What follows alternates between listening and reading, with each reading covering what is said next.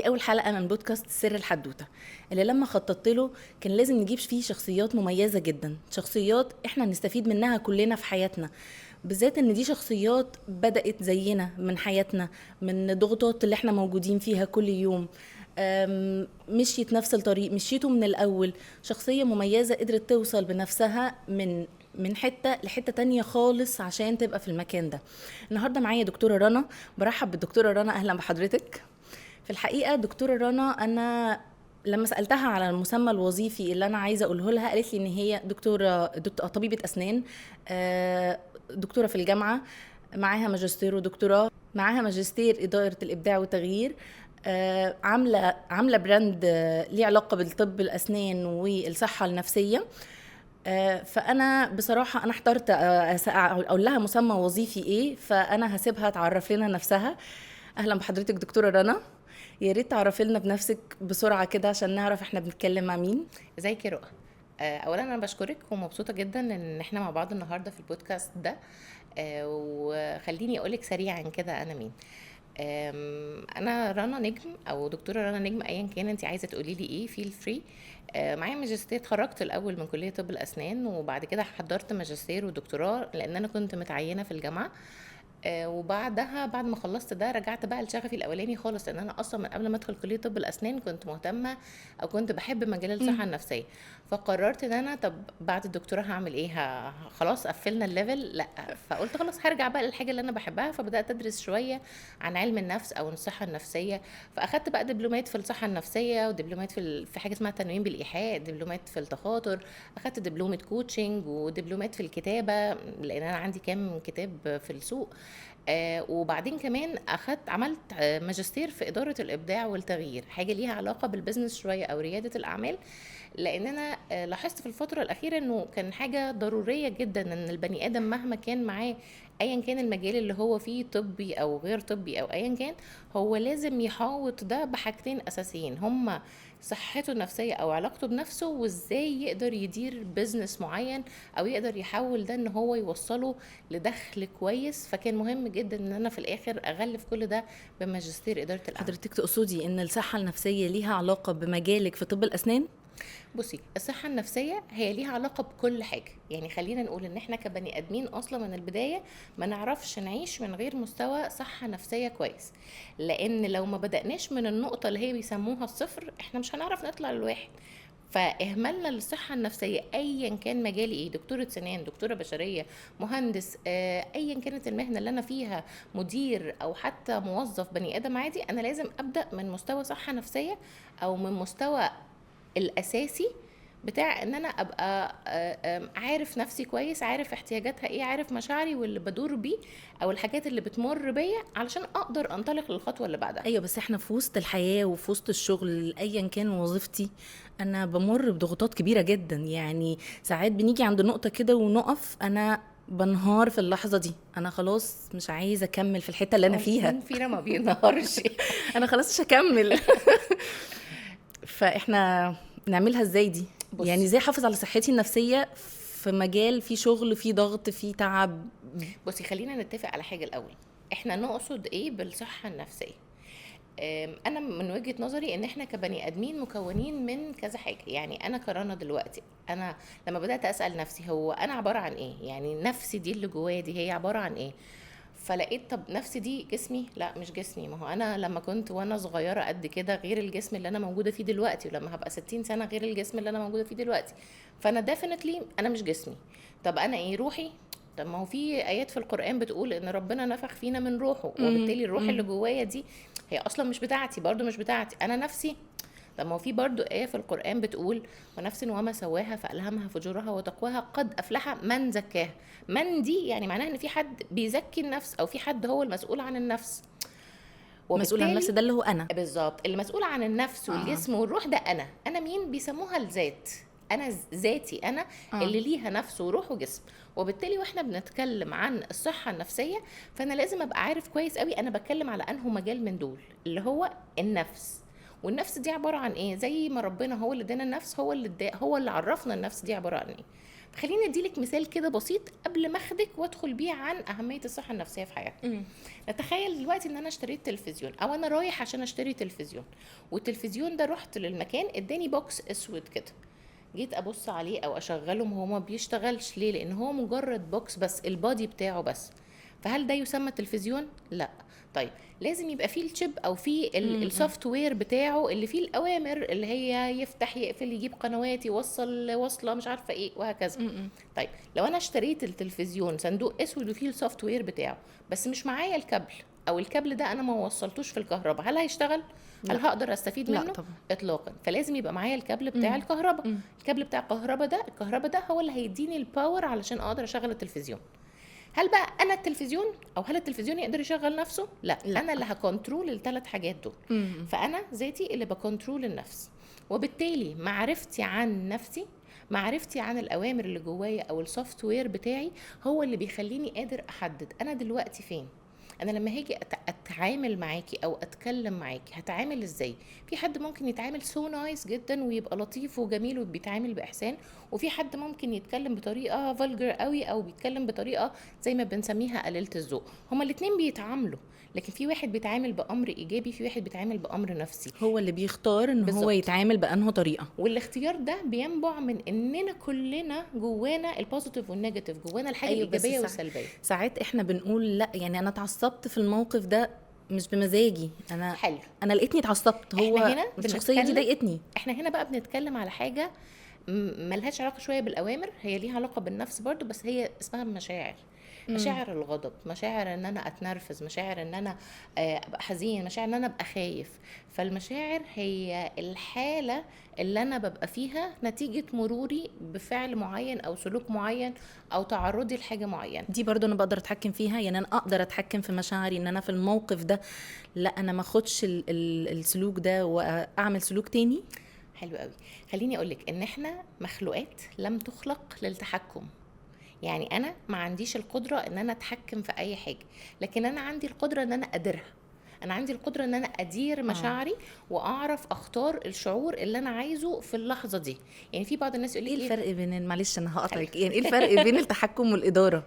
التحكم الاتنين ان انا واحد. ببقى عايز اعمل حاجه فيها نوع من انواع القوه. انا مثلا انا زعلان وغضبان وممكن اطلع فيكي انفجر فيكي، بس انا هتحكم في نفسي وهكتم الغضب ده. تمام. لكن في وقت تاني ان انا لو عايز ادير بقى مشاعري، مش عايزه اتحكم فيها، انا بكل بساطه هبدا جوه دماغي احلل. وعشان بس ما يجيش في بالك ان انا لسه هحلل وفي واحد قدامي بيعمل الموقف الفلاني ده انا عايزه اخد رد الموضوع فعل. اقل من ثانيه بيبقى في الموضوع الدماغ. بياخد اقل من ثانيه. يعني فكره ان انا احلل ان انا هختار الشعور الفلاني في الموقف ده هو يمكن التدرب عليه. ومن هنا بتيجي فكرة إدارة المشاعر، إن أنا أكون الشخص اللي قادر أدير مشاعري مش اللي بتحكم فيه. لأن أنا لو حطيت نفسي لأن أنا لازم أتحكم في مشاعري هي هتفلت مني غصب عني. لأن ربنا ما ادالناش، يعني ربنا ادالنا حاجة اسمها عقل لاواعي. العقل اللاواعي ده ربنا اداهولنا مش عشان نتحكم فيه، لكن اداهولنا علشان هو يقدر يدير كل حاجه في جسمنا. يعني انا ما بصحاش الصبح مثلا افكر انا قلبي هيدق كام دقه او هتنفس كام نفس. هو احنا عندنا اوريدي العقل اللاواعي بيدير كل الحاجات دي. ايوه، بس انا في المواقف دي انا لو اخدت قرار ان انا ادير مشاعري بطريقه كويسه واخد تصرف ايجابي، ما هو انا ممكن يتقال عليا البني ادم ده ضعيف، او ده بص ده انا بص افحمته خليته مش عارف يجي يرد عليا، ده واقف خلاص. حلو. كتير قوي مننا بيتعرض لحتة انه انا بتحط في موقف الاقي البني ادم اللي قدامي عمل تصرف سيء جدا او عمل تصرف مستفز بالنسبة لي، فالمفروض ان رد فعلي يكون ان انا اتعصب عليه او اقول له كلمة او ارد، اثبت نفسي انا آخد حقي. موجود، اخد حقي، اثبت نفسي. والحقيقه انه ده بينقلنا لنقطه لطيفه جدا، ان احنا بنتعامل كبني ادمين من منطلقين. منطلق ان انا عايز ادافع عن نفسي وعن كبريائي او اللي بيسموها الايجو، او هل انا في اللحظه دي هختار ان انا اتعامل بناء على الاوامر اللي ربنا اصلا قايل لي اتعامل بيها. فتخيلي كده معايا لو واحد عمل حادثه، واحد انا شايفاه بعيد عمل حادثه خبط في الجدار مثلا، هل المفروض ان انا اتعصب او اتضايق او انا اللي اروح احاسب له على الفاتوره بتاعته بتاع تصليح العربيه؟ لا انا ماليش اطلاقا. دعوه. فاحنا بالظبط بنحسبها كده، ان البني ادم اللي قدامي ده اللي قال تصرف او كان عصبي جدا في موقف ما او تعامل معايا بطريقه هجوميه انا مش حاببها، انا ببص له على ان هو شخص لبس في حيطه، لانه حرفيا في الموقف ده هو بيسيء لي، بيعمل حاجات مسيئه، دي حسابها كبير جدا كون انك انت بتسيء لشخص. فهو عمل حادثه، لبس في الحيطه حرفيا، انا بقى اللي اتضايق واتعصب ان هو عمل حادثه؟ لا. المفروض هنا يبقى عندي من الثبات النفسي اللي يخليني اتعامل في الموقف ده. الكلام ده كبير قوي يا دكتورة، يعني مش حلو. مش سهل ان واحد يبقى شايف ان حد بيسيء ليه ويبقى هو حتى ما يبقاش جواه مشاعر ان انا اتضايقت فعلا من الموقف ده واقزم غيظي وادير مشاعري زي ما حضرتك بتقولي، واقول ده هو لبس في حيطه، خلاص انا ماليش علاقه بالموضوع، الموضوع ما يخصنيش. خلي موضوع نقزم غيظنا ده على جنب، علشان احنا كمجتمع فاهمينه بشكل مش لطيف شويه، او الشكل اللي بيقولك انك انت لو اتحطيت في موقف وغضبان وهتطلع غضبك قدام على اللي حواليك، فلا اجزم غيظك علشان ربنا امرنا بكده. العلماء اكتشفوا ان حته ان انا اقزم غيظي دي اصلا ان انا اكتم في نفسي الغضب بتؤدي فيما بعد لسرطانات. طب ازاي ممكن ربنا يأمرنا بان احنا نعمل حاجة هي ممكن تضرنا؟ لا، هو الحقيقة احنا بنعملها غلط. فكرة كظم الغيظ المتعارف عليها هي غلط، لان المفروض وانا بكظم غيظي ما ضرش نفسي. انا اول حد انا مسؤول عنه هو نفسي، مسؤول عن الحفاظ عليه. فلو انا هعمل تصرف يضر نفسي يبقى المفروض ما اعملوش، والمفروض ان القرآن هينهانا عنه او ربنا هينهانا عنه. استحالة يكون كظم الغيظ معناه ان انا ابقى متعصب واكتم العصبية دي جواي، لكن كظم الغيظ هو نوع من انواع التدريب على ادارة النفس. هتلاقي دايما اي حاجه فيها اداره، انت لو بتاخدي بزنس اداره اعمال، لو بتاخدي كورس عن اداره اعمال او اداره حتى البيت او اداره اي حاجه، هيقولك ان الموضوع ده بيجي بالتدريب. في خطوات معينه انت المفروض تبقي عارفاها، او معلومات معينه تبقي عارفاها، وخطوات معينه تبداي تدربيها.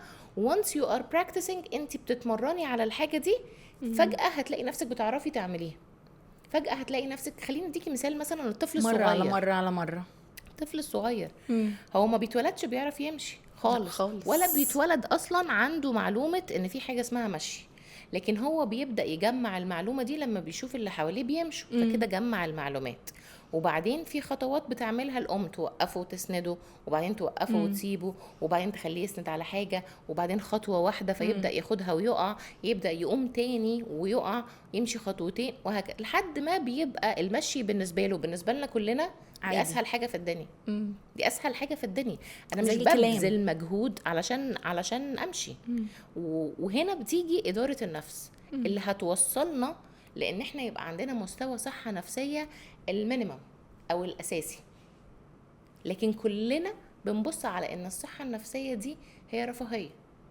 انا دلوقتي ما عنديش الرفاهيه ان انا اركز في صحتي النفسيه، انا بجري ورا اكل عيشي، انا عايز اطور من مهاراتي اللي مش عارفه ايه علشان خاطر احصل على وظيفه احسن. ما هو ده برضو محتاج وقت. يعني انا اما يبقى واحد بيشتغل بال 12 ساعه او ال 14 ساعه او بيشتغل شغلانتين، واحده الصبح وواحده بعد الظهر، هو ما عندوش وقت يطور نفسه فعلا، ما عندوش وقت يسمع فيديوز ويشوف حاجات وينزل ياخد كورسات، هو ما عندوش وقت.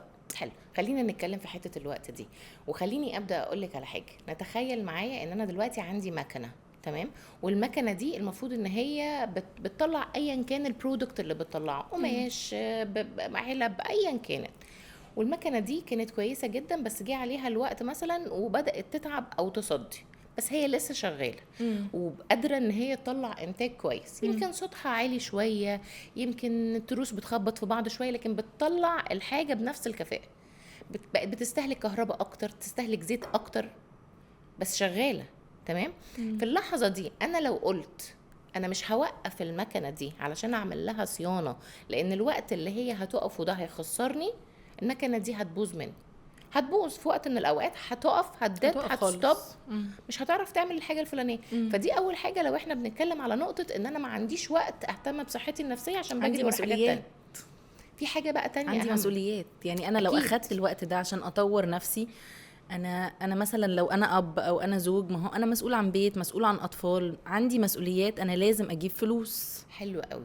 طيب تخيلي دلوقتي انك انت عندك وظيفه بتشتغلي فيها 12 ساعة، خلينا نقول 12 ساعة أو وظيفتين بتشتغلي فيهم 12 ساعة، وال 12 ساعة التانيين ساعتين بيروحوا في المواصلات وساعتين بيروحوا في الأكل والاهتمام بنفسنا وندخل التويلت ونستحمى ومش عارفة إيه، ويتفضل لي ساعتين كمان مثلا أو أو ساعة مثلا، نص ساعة أقعدها مع أولادي، وبقية الوقت هنامه 4-5 ساعات علشان أصحى وأجري أدخل في الدوامة دي. فعندك حق طبعا، هنجيب وقت منين إن إحنا نهتم بصحتنا النفسية؟ اكيد مش هنقول له ينام ساعتين، صح؟ لا مش هنقول له ينام ساعتين خالص، لا. بس خليني اقول لك على حاجه، نفترض ان انا دلوقتي شخص محطوط تحت كميه الضغوطات دي، وبكسب مثلا اكس، بشتغل 12 ساعه في اليوم وبكسب اكس، ولو انا اضطريت ان انا اشتغل 10 ساعات في اليوم، الاكس ده هيقل. بدل ما كنت بكسب 100 جنيه مثلا هيبقوا 95، وانا تمام. محتاج جدا الفلوس دي، فطبيعي ان انا مش هاخد الساعتين دول من وقت شغلي. بس لو قلتلك ان بعد شهرين من انك انت تقللي الساعتين دول من شغلك هتكسبي 500 جنيه 5 اكس، والوقت اللي انت بتشتغليه 12 ساعة هيبقى 6 ساعات بس، وهتحققي منه ال5 اكس، هتعملي ايه؟ هتختاري ايه؟ هقلل الساعتين. هتختاري ان انت دلوقتي هاجي على تبذلي نفسي شوية. شوية مجهود بسيط، علشان المجهود ده انت هتشوفي المردود بتاعه فيما بعد. انت هتشوفي فيما بعد ان وقت اللي انت كنتي محتاجاه علشان تبذلي مجهود كبير يحقق لك دخل معين انت شايفة ان هو مناسب بالنسبة لك، او كلنا شايفين ان الدخل ده مناسب بالنسبة لي، وهعمل ايه وهجيب منين. انا لما ببدأ اشتغل على حالتي النفسية او على سلامي النفسي او على زيادة الكواليتي اوف لايف، جودة حياتي، واديلها شوية من تركيزي، هو بيعود على الجانب المادي كتير جدا. لان احنا عندنا خاصية جميلة جدا في عقلنا زي ما قلتلك من شوية، هي العقل اللاواعي. العقل اللاواعي ده مكنة عملاقة، ربنا مدينا مكنة عملاقة قادرة ان هي تعمل كل حاجة كده. حضرتك بتقولي خاصية، يعني ده مش مكانين، يعني مش عندنا عقل واعي وعقل لا واعي؟ هم مش اماكن، يعني العقل الواعي والعقل اللاواعي دي مش مكان موجود هنا او موجود هنا. هي زي اكنها بروسيسور كده، يعني اكنه حاجه بتحركك، نظام سيستم بيحركك. العلماء اللي كانوا بيدرسوا مهتمين جدا بعلم النفس زمان من ايام فرويد مثلا، بدأوا يدركوا ان الاشخاص بتتصرف تصرفات مختلفة في نفس الموقف. فبدأوا يقولوا ان في حاجات معينة هي اللي بتتحكم في تصرفاتهم، ومن هنا بدأوا يركزوا مع العقل اللاواعي ان في حاجة بتدير تصرفاتنا احنا مش عارفينها ايه. ومن هنا ده بدأ يدخل، او ده كان مدخل علم النفس ايام زمان. فخليني اقولك ان العقل اللاواعي ده هو عبارة عن ماشين. تخيلي معاكي روبوت، والروبوت ده قادر يقوم بمليارات، مليارات مش ملايين العمليات في نفس الوقت بنفس الدقة، بينفذ الامر بمجرد ما اخده، وبدون ما يتعب، بدون ما ينام، بدون ما يعمل اي حاجة، وبدون حتى ما يشتكي. تخيلي لو معاكي الروبوت ده، تخيلي بقى ان ربنا حاطط لنا في جسمنا القوة دي اللي بتخليه يتحكم في ضربات القلب وفي التنفس وفي كل الاعضاء الحيوية، الكبد والكلى والطحال. مش بس كده، ده بيدير كل العمليات الحيوية اللي جوه الخلايا نفسها، جوه كل خلية. سبحان الله، احنا درسناها في الطب، واي دكتور يبقى قادر انه يدرك ده. جوه كل خلية ملايين الاكشنز اللي بتحصل في الثانية، والعقل اللاواعي بيدير ده تماما بشكل من غير سموث، اي دخل مننا، من غير ما نقول له حاجه، ومن غير اصلا ما يتعب. يعني عقلك اللاواعي لو نام انت تموتي، عقلك اللاواعي لو نام انت تموتي. فتخيلي انت معاكي الباور دي وما بتستغلهاش، صح؟ ما بتستغلهاش، صح؟ حلو. السؤال ده حلو، او الحته دي حلوه. هو احنا المفروض اصلا لينا سيطره على عقلنا اللاواعي؟ يعني انت بتقولي ان العقل، او انا بقول ان العقل اللاواعي ده هو المسؤول عن كل العمليات الحيويه، وربنا مديهولنا عشان ربنا حاطط في العقل اللاواعي ده خاصيه جميله جدا، هي خاصيه التنفيذ. هو بينفذ الامر اللي اتعطاله. ثانية واحدة يا دكتورة، يعني أنا ممكن بدون قصد مني أديله أمر يدمر صحتي، بدل ما أديله أمر إن أنا يعمل عملياته الحيوية أو يعمل العمليات اللي بتقوم جوه الخلايا. يعني أنا ممكن أضر نفسي من غير ما أحس. احنا طول الوقت بنعمل كده أصلا يعني احنا طول الوقت بنضر نفسنا، او بندي اوامر لعقلنا اللاواعي بدون ما نشعر. خليني اديلك مثال بسيط. الموضوع طلع كبير قوي يا دكتور جدا. اول ما انا بدات ادرس في العقل اللاواعي ده، كان الموضوع بالنسبه لي واو، هو ايه ده؟ هو ده في مجال تاني اصلا غير المجال اللي انا بدرسه، اكبر بكتير جدا من ان انا افكر انه موجود. فاهمه قصدي ايه؟ لكن خليني اديلك مثال على حاجه احنا بنعملها كل يوم. بشكل عادي جدا، ان انا بصحى من النوم ورايا المسؤوليات والمشاغل، وان انا هشتغل 12 ساعه ولازم اجيب اكل عيشي ولازم اتعامل مع الناس ممكن اكون انا متضايق منهم. فاول حاجه بقولها ايه؟ يا فتح يا عليم يا رزاق يا كريم، يعني يوم جديد يا رب يخلص بسرعه قوي، انا ماليش نفس انزل النهارده. مجرد ان انا قلت كده وقلتها فعلا وانا حاسسها وانا قرفان من الحاجه اللي انا رايح اعملها، انا اديت امر العقل اللاواعي انه يخلي لي كل حاجه جايه في يومي نفس اللي انا اعتقدته في البدايه، نفس اللي انا شفته اول ما صحيت من النوم. مش بس كده، ما هو انا في روتين كل يوم، مش يعني بس كده. انا شغال بصي شغل كلمه في الروتين روتين دي، كل يوم، انا كل يوم بعمل نفس اللي انا بعمله امبارح في الشغل. كلمه هو الروتين دي هي طريقه تانية من طرق برمجه العقل اللاواعي. يعني تخيلي، انا اديتك مثل من شويه ان لو عندي شعور جامد جدا ان انا قرفان من يومي وقرفان من شغلي، هيتحقق. هيتحقق. الحاجه التانية، لو انا عندي روتين معين ان انا بصحى كل يوم الصبح، يلا يا عم دينا نازلين الشغل، يلا يا عم دينا نازلين نقابل نفس الناس ونعمل نفس الحاجه، ممكن ما تبقاش الموضوع مؤثر في يعني في نفسيتي قوي، مش مضايقني قوي، بس انا كل يوم بكرره، انا عندي روتين معين. بقابل الناس اللي بتقرفني كل يوم، بقعد او بيبقى قدامي ملفات لازم تخلص، بقابل حتى في شغلنا كدكاتره اسنان حالات كل يوم بنعمل لهم نفس الحاجه كل شويه. الروتين ده لو في كل مره انا عملت فيها الروتين قلت اوف او ييه او ربنا يعدينا منها على خير انا او حطيت في ايا العقل كان، اللاواعي ان الموضوع ده وحش. انا اديت امر اديت العقل أمر. اللاواعي انه ينفذ لي البروجرام بتاع القرف. فانا مش هشوف في يومي ده حاجه غير القرف، مش هشوف في حياتي حاجه غير القرف طول ما انا اللي انا بقوله العقل اللاواعي هو القرف. دي طريقة التكرار.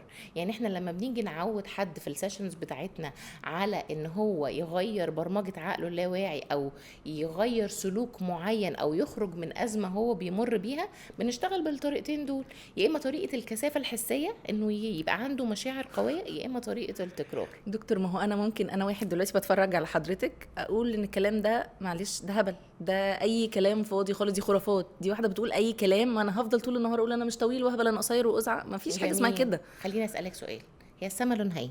ازرق. عرفتي منين؟ شايفاها. او عرفتي منين ان اللون اللي في السما ده لونه ازرق؟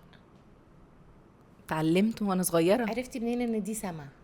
اتعلمتها وانا صغيره. مين علمها لك؟ بابايا ومامتي. مامتك قعدت وقت قد ايه علشان تقولك الله دي سما كتير. سما ازرق سما ازرق سما كتير. ازرق، لحد ما وصلتي دلوقتي تبصي للسما وانتي عارفه ومدركه ان السما زرقاء بدون اي مجهود.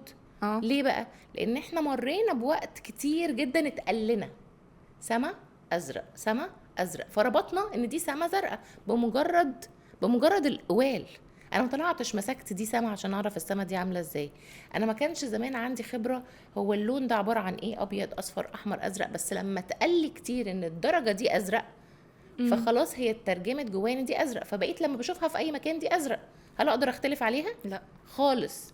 فدي واحده من ابسط الامثله بتاعت ان التكرار بيحفر في العقل اللاواعي حاجه لحد ما تبقى حقيقه، لحد ما تبقى حقيقه. خليني اقولك على حاجه تانية. يعني انا لو صحيت من النوم انت بتقطعيني كتير لما باجي اقولك خليني اقولك معلش انا بحط نفسي مكان المشاهد اللي بيتفرج على حضرتك. انا لما ابقى رايح الشغل اللي انا عارف من جوايا ان هو مقرف وان انا هقابل نفس الناس اللي بيضايقوني او بيعملوا تصرفات مش لذيذه معايا، واقول انا النهارده هبقى مبسوط، كل يوم هقول انا النهارده هبقى مبسوط، انا النهارده هبقى مبسوط، انا بعد شهر مثلا هبقى مبسوط في شغلي ده. حلو. خليني اقولك على حاجه لطيفه جدا. احنا كبني ادمين عندنا مشكله في استقبال الاحداث. يعني ايه؟ يعني انا طول الوقت مستني ان اللي حواليا يتغيروا او ان انا اتغير علشان ابقى مبسوط.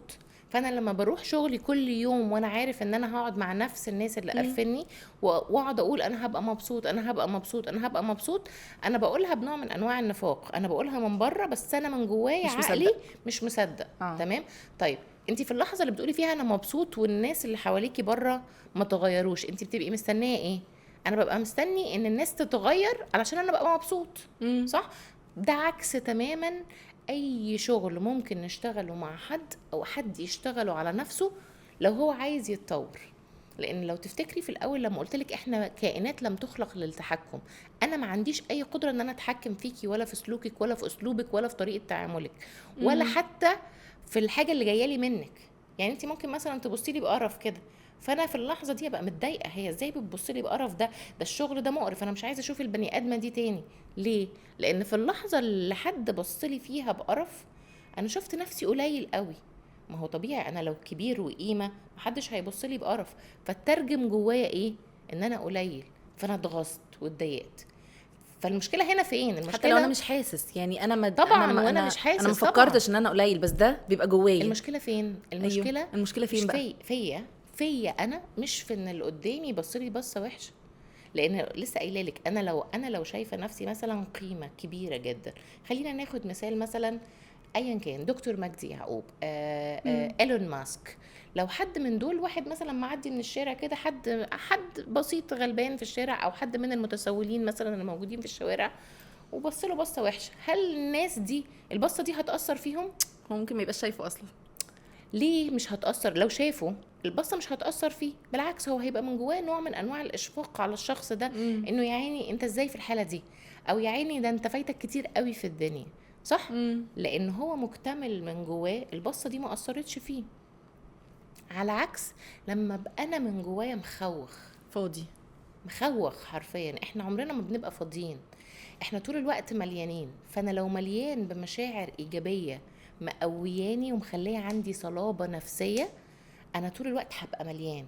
لكن انا لو مليان بمشاعر سلبيه، افكار سلبيه، تعاملات سلبيه، سلوكيات سلبيه، هتخليني حرفيا مخوخ مليان.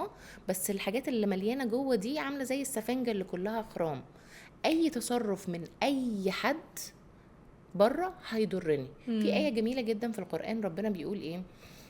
بسم الله الرحمن الرحيم: يا أيها الذين آمنوا عليكم انفسكم. أنفسكم لا يضركم من ضل مم. إذا اهتديتم.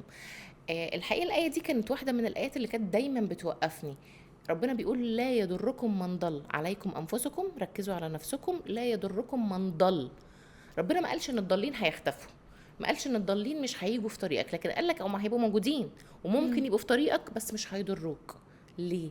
لان اللحظه اللي البني ادم مركز على نفسه فيها، هو حرفيا حرفيا، وبنشوفها وبنسمعها من الكلاينتس بتوعنا، انه انا بقيت حاسس ان انا اكن الكون مليان بيا، انا مش شايف الناس اللي حواليا، انا ما بقيتش بشوف الناس اللي بتضايقني، زمايلي اللي كانوا بيضايقوني في الشغل ما بقوش بيرزوني زي الاول ودوروا على حد تاني يرزوه.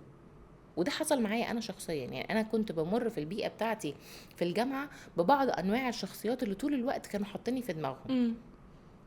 طب خليني اقول لك حاجه لطيفه، انه انا اللي كنت فاكره او مركزه قوي مع في الشخصيات ان دي. هم حاطيني في دماغهم.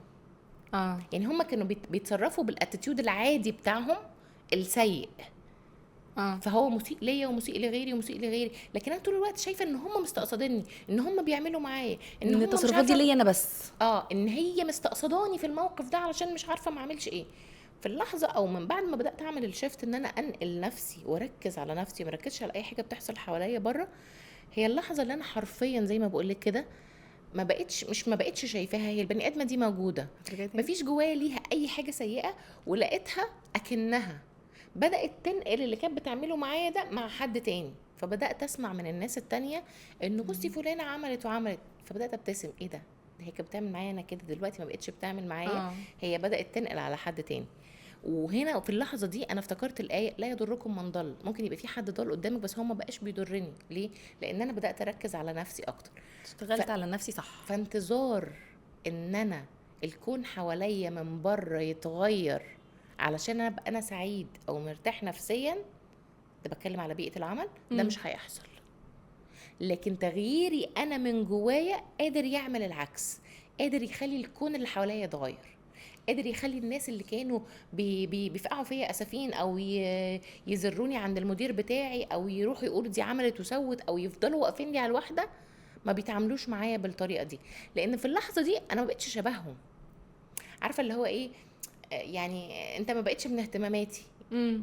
يعني انا ممكن مثلا لو انا حد مش سوي ابص لواحده كده واقول ايه، البنت دي والله مثلا فيها المميزات الفلانيه، او لو انا راجل مثلا وشايف ان زميلي في الشغل بيحقق حاجات احسن مني وبياخد فرص احسن مني، فابقى حاقد عليه من جوه، فابدا ابقى حاطه في دماغي. مم. لو هو مركز معايا، حلو، ده انت فريسه سهله جدا ليه، ده انا هروح اقول انك عملت وهروح اقول انك سويت، ما اللي انا بقوله ده بيزرزرك. بيوصل لك.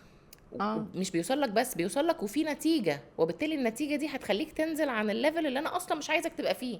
اه. لكن لو انا مهما بعمل، انا انسان سيء، ومهما بعمل في اللي قدامي هو بيوصل له وهو بيطنشه، او لما بيوصل له بيطور من نفسه اكتر فبيعلى اكتر، انا اللي هتحرق، مم. انا اللي هبقى لا انا مش هقرب منه، خلاص سيبك منه يا عم، ده انا كل ما بفكر فيه انا اللي بتغاظ، انا اللي اه. بتضايق، فاروح محول على حد تاني ابقى قادر عليه. مم. هي دي الفكره. البني ادم لما بيركز على نفسه، ولما بيبدا بالتركيز على نفسه بصحته النفسيه، او بسلامه النفسي، او بانه يتخلص من الضغط والتوتر اللي حواليه، هو بيتنقل لحته تانية خالص. بيلاقي ان هو الاحداث اللي بتحصل حواليه بقت مختلفه، على الرغم انه عايش في نفس البيئة. المكان، نفس المدينه، نفس الشغل. بيلاقي ان تعاملات الناس مختلفه، بيلاقي ان دخله زاد، وبيلاقي اهم بقى نقطه ان كفاءته في اداء المهام اللي هو بيقوم بيها بتزيد.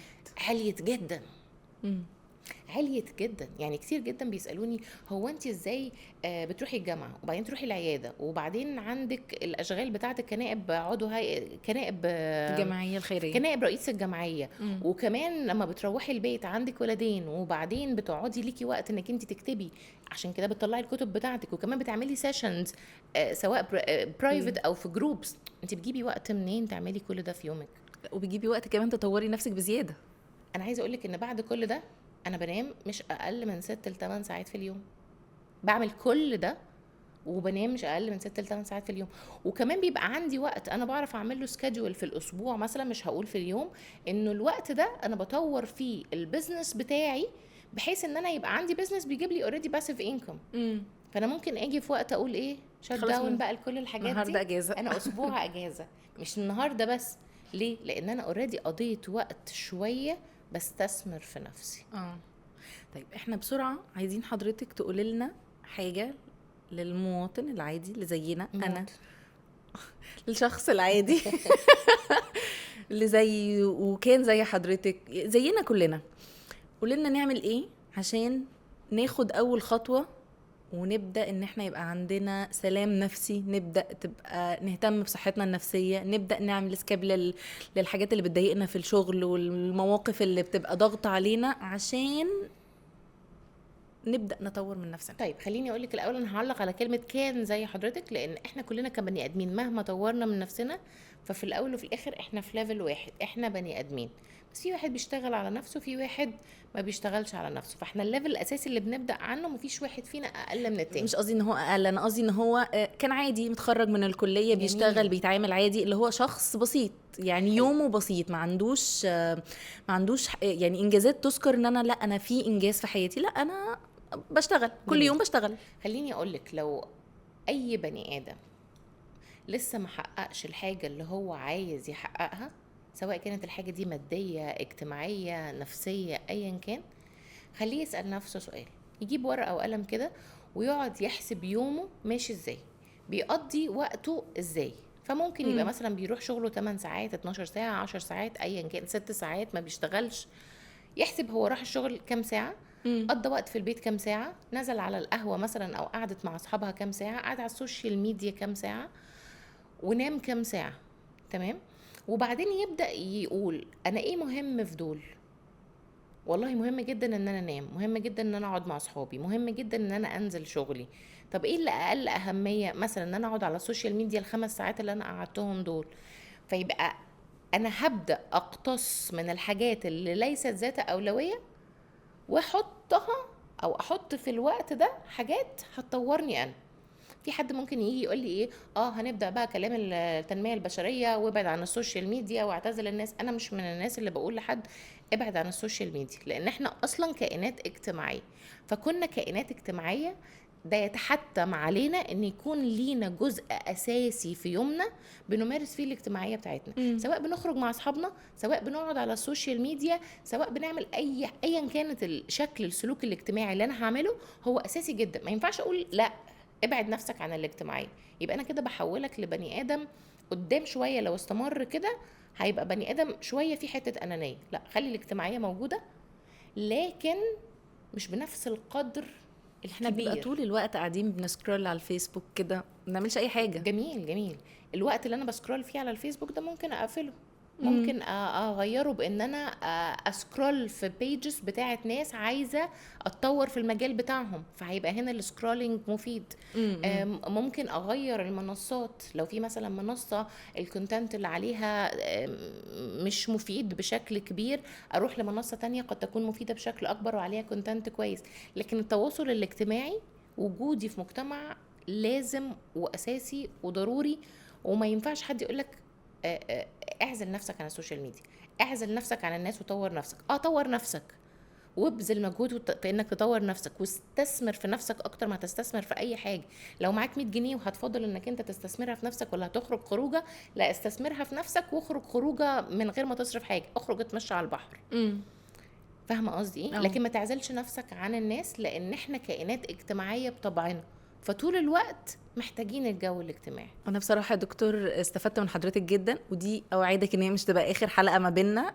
هنيجي تاني عشان نتكلم بقى عن علاقة ده مع دكاترة الأسنان، وعلاقة ده بالبزنس علشان الشركات الكبيرة والموظفين اللي في الشركات وصحتهم النفسية. أنا بشكر حضرتك جدا على وجودك معايا النهاردة، واستنونا في حلقة تانية. شكرا يا دكتور. شكرا يا رؤى.